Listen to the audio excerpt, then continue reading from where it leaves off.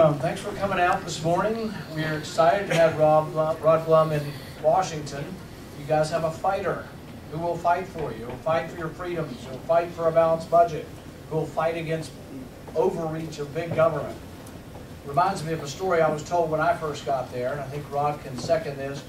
The first 6 months you're there, they tell you you'll pinch yourself and say, how did I get here amongst all these important people?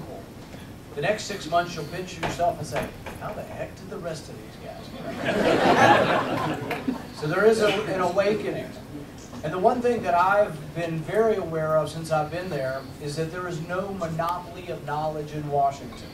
In fact, there's a lack of good sense often in Washington. But there is no monopoly in Washington, and there are many good people out here and throughout America who might do a better job.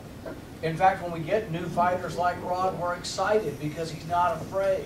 He's brand new. He's come from you. He's come from the American public. And he's not part of some system that has given us $18 trillion in debt. We borrow money $1 million a minute. It's got to stop. It's going to come to a stop one way or another. It's either going to come to a stop in a calamity, or it's going to come to a stop because we come to our senses. An $18 trillion deficit, $18 trillion debt. We've got to do something about this. People ask me, they say, what's the worst thing the president has done? Obamacare, Dodd-Frank, executive orders on immigration. What's the worst thing he's done? The worst thing he has done is the usurpation of power. It's the collapse of the separation of powers. One of the great things about our republic was the checks and balances. Our founding fathers said that they would pit ambition against ambition. The ambition of the Congress versus the ambition of the president, there would be a check and balance. But what's been going on for a long time, maybe 100 years now, is gradually the powers being taken from the people and from the people's representatives, and it's accumulating in one person. And when you get one person who doesn't appear to believe that he is restrained by any laws, that's when you get an out-of-control executive. That's when you get an imperial presidency that's becoming more akin to a monarchy than a democracy. We have a president now who thinks he can write any laws, that he's above the law somehow. This is a real problem for the country. This is when that equilibrium between the equal branches becomes a real problem. And you say, why don't you just stop it? You won the election, stop it. We have to have 60 votes in the Senate. We have 54, which is a lot better than where we are. We need 6 Democrats. And unless we get 6 Democrats to vote with us, the problem goes on. One of the philosophers that our founding fathers looked to was Montesquieu. And Montesquieu said that when the executive branch begins to legislate, then a form of tyranny will ensue. We all complained about Obamacare. We all said Obamacare was 2,000 pages long. Nancy Pelosi said, someone already ruined my morning this morning, but I mentioned Nancy Pelosi. Nancy Pelosi said you can learn about it after we pass it. Well, here's what we've learned since we passed it. It's a disaster, but what we're also learning is that after the 2,000 pages were written by Congress, signed by the president then added 20,000 pages of regulations. These are regulations that are essentially the law that are written by an unelected bureaucrat. This is happening in everything in Washington. Dodd-Frank, which some have described as that's Obamacare for banks, came about and regulated all your local banks. Your local banks weren't the problem. There were some banks in Wall Street that were the problem. The Federal Reserve's a problem, but it wasn't your local community bank. So we have Dodd-Frank, a 1,000-page bill, and then we have 10,000 pages of regulations. They're still writing the regulations, written by people who you did not elect. There are over 200 regulations written every year that cost the economy over $100 billion each. There are $2 trillion worth of regulations being passed, not by your legislators. So I have a bill that says this: any regulation of any importance that's going to be a great cost to the economy has to come back and be voted on by Congress and signed by the president before it becomes law.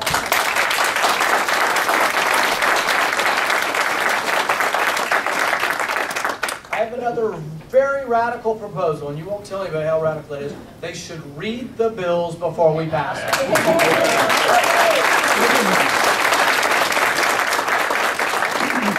I have a bill that says they have to wait 20 days for every page. So a couple hundred days waiting on legislation, that'd keep them busy for a while. Maybe we could read through it. We are routinely given legislation that is thousands of pages long with hours, literally hours to read it. No one reads it. No one could possibly make it way through it. That's how spending is done. They have fancy names. They call them continuing resolutions, or omnibus, or crumnibus, or as I call it, the crumnibus. Because the crumbs are what they're leaving you when they spend all of the money.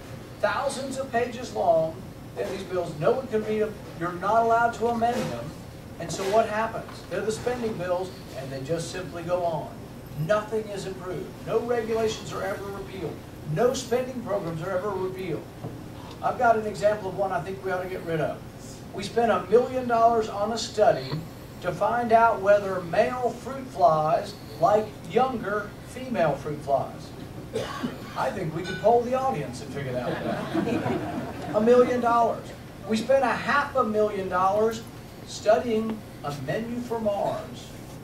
Now, if you've got a 26-year-old that's living in your basement and you want to get them a job, this is perfect. $5,000 stipend, all expenses paid. We sent the kids to Hawaii to work on the menu for Mars.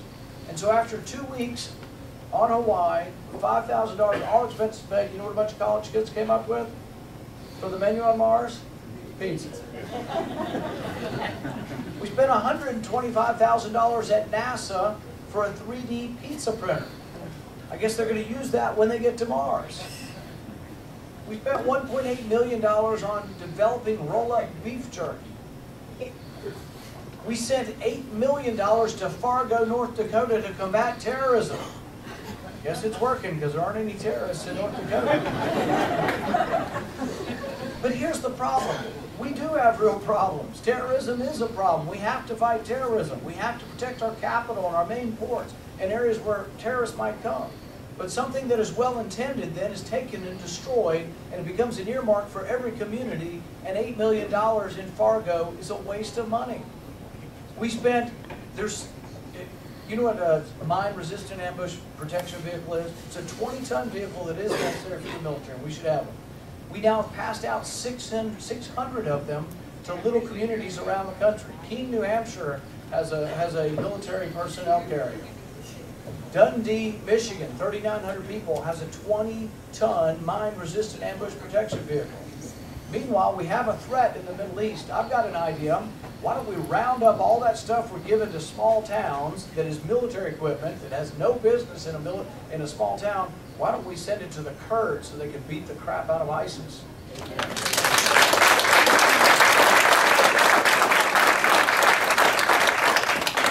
When we talk about the Middle East, and we talk about the threats that we have to our country and to us, we need to be smart about it. There are times we have to repel attack. There are times we have to intervene militarily, but we need to think about it before we act. I'll give you an example. Hillary's war in Libya has been an utter disaster. There are now jihadists roaming all across Libya. It's a jihadist wonderland. The jihadists, the radical Islamists, swim in our swimming pool, in our embassy swimming pool in Tripoli. Our staff, our ambassador was assassinated. The rest of our staff remained for a month or two, and then they fled. They couldn't even leave through the airport. They fled over land. Who thought it was a good idea to go to Libya? Gaddafi was a secular dictator, not the kind of guy we'd want to have representing us in our country. But he was secular. He didn't like radical Islam, and he kept them down because they were a threat to him. So what happened when we toppled the secular dictator? Chaos, more radical Islam, and now we're more at threat. 15,000 surface-to-air missiles were in Libya. Where are they now? Who knows? Throughout northern Africa, in the hands of terrorism, into Syria, and it's in this enormous mess. Maybe we shouldn't have gone into Libya. Maybe there wasn't an American interest in the war in Libya. Here's the thing. Libya, through Gaddafi, voluntarily gave up their nuclear ambition. And then we toppled them. What do you think that message sent to Iran? We don't want Iran to have a nuclear weapon. We have them at the negotiating table. Do you think they might be looking to Libya and saying, if we give up our nuclear ambition, maybe we get the same fate as Gaddafi? we need to think about our foreign policy before we do it. There are times when we have to defend our country and defend our interest overseas. I've been a huge critic of Hillary Clinton for letting us down in Benghazi. She was asked repeatedly for more security. For 6 months in a row, they kept asking for more and more. You know what her response was? Oh, when you're on patrol, you probably shouldn't carry your weapons because the Libyans might be offended. You shouldn't wear your military boots because they might think that you're using military force to protect. At every stage of the game, they were worried that guns might scare our friends. They didn't want to offend the Libyans.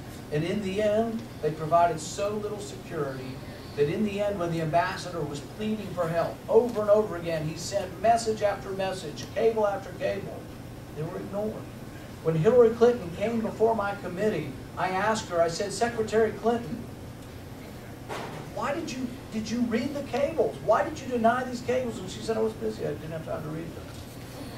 Busy doing what? Libya is one of the most dangerous countries in the world, and your ambassador's pleading for help. There was a 16-person security team there, and she let them go. And I said, and I'll say it again, her failure to provide security, her failure to provide security for the ambassador for her American mission should forever preclude her from being considered for the presidency.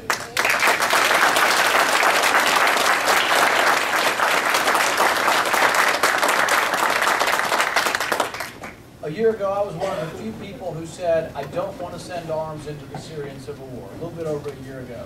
Most Republicans and most Democrats said, we need to send them arms. And I said, well, what are we going to do? There's 2 million Christians in Syria. 2 million Christians, and they actually are protected by Assad. They're not so excited about having ISIS run the country.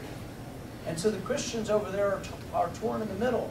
Well, we were sending all the weapons into the Islamic radicals, many of whom are Al-Qaeda, many of whom are al-Nusra, and now many of whom actually are ISIS.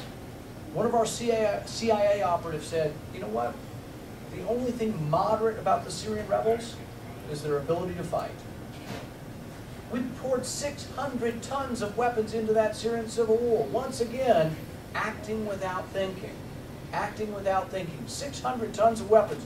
Who was the biggest cheerleader for this? Hillary Clinton. She said, we need to get involved in Libya, now we need to get involved in Syria. And you know what I said when I cast my no vote? I said, the irony of putting these weapons is that someday we're going to be back fighting against our own weapons, or Israel will be fighting against our own weapons. And sure enough, a month later, one of the groups over there that we're supplying weapons to said that their next opponent is Israel. Their next opponent is the Golan Heights. Their next opponent is to go after one of our best allies. And then what happens a year later? Now we are fighting ISIS. And I think we have to do something about ISIS. But you know why we're doing something? And why we have to be there again?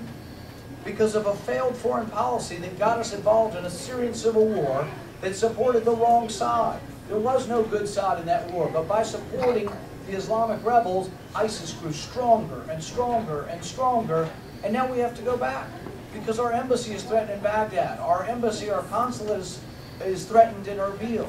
But the thing is it's a 1,000-year war between Sunnis and Shias. It's never going to be sorted out by the West. I have said begrudgingly we have to be there now to protect ourselves, but I don't want to send 100,000 GIs in. If they're not going to fight for their country, I don't think we need to be there to fight for their country.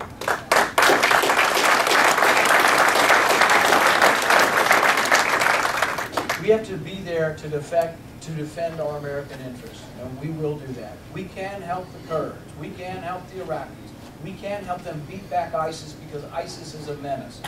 But the boots on the ground that are necessary need to be Iraqi boots on the ground, Jordanian boots on the ground, Turkish boots on the ground. And don't get me started about Saudi Arabia. There need to be 20,000 Saudi Arabians fighting that war because they've been the problem.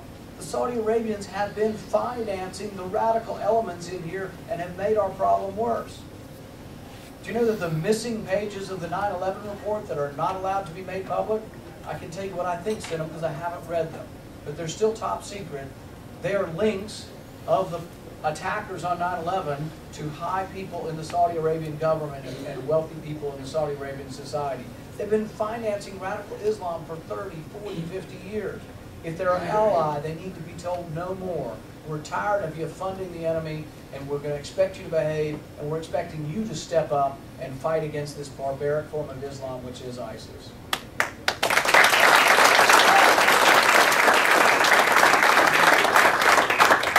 As we move forward and we try to decide, are we going to be able to save this country, it's important to know that we are not a democracy, we are a constitutional republic.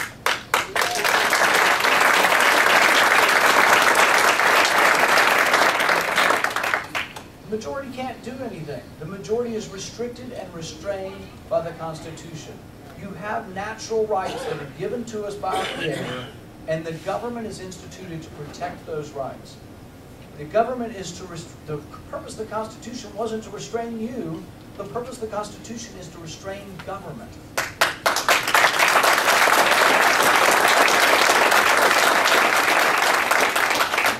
We have a big tug of war that's going to go on. We will decide who's going to represent us and who is going to lead this country, who's going to lead the party forward as we move on. It's going to take something more than, oh, hey, I'm kind of pro-business. It's going to take something more than, oh, I'm a little better than Hillary Clinton. If we are expected to try to stop the dismantling of this country, if we are expected to stop the $1 million a minute that we are borrowing, if we are expected to say, you know what, we can't be a strong country, we can't project our power by borrowing from China to send it to Pakistan, that we're not going to send our money, our hard-earned taxpayer money, our wages, we're not going to send a portion of our wages to countries that hate us, that burn our flag and persecute Christians around the world, that we're going to stop. It's going to take strength of leadership. It's not going to take a ho-hum, same old, we'll get a Republican that's a little bit different than the Democrats. It's going to take someone who can unite the country, Republican, Democrat, working class, business class, rich, poor, black, white, you name it. When our party looks like the rest of America, we're going to win.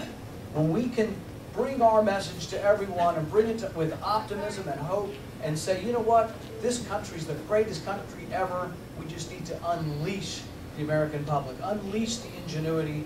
When that happens again, I say, Katie bar the door, America will be the greatest country on the earth again. Thank you very much.